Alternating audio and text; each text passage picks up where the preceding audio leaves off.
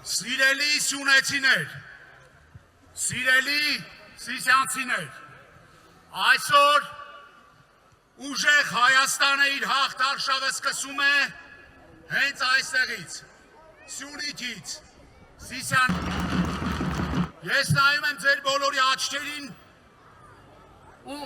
նույն հարցն եմ տալիս, որը տալիս է ամբողջ Հայաստանը։ Ինչու է այսքան աշխատող ժողովուրդը ծանր ապրում։ Ինչու Սիսյանի նման բերի հող ունեցող մարդը չի կարողանում վստահ լինել իր վաղվա օրվա համար։ Ինչու է երիտասարդը մտածում իր հայրենի քաղաքը լքելու եւ ուրիշտեղ աշխատանք փնտրելու մասին։ Պատասխանը մեկն է։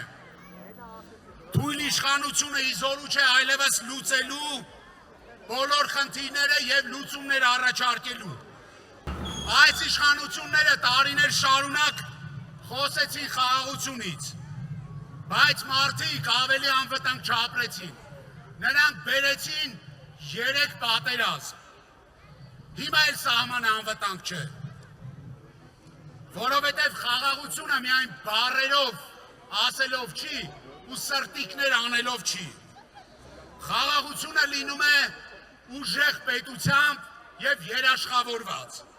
ուժեղ տնտեսությամբ, ուժեղ բանակով եւ ուժեղ ղեկավարությամբ։ Ու այդ խաղաղությունը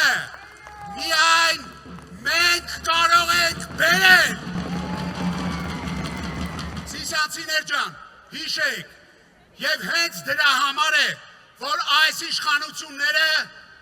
իրենց ղեկավարով վախենում են Սամվել Կարապետյանից, վախենում են նրա ուժից, վախենում են նրա հեղինակությունից, վախենում են մի մարդուց,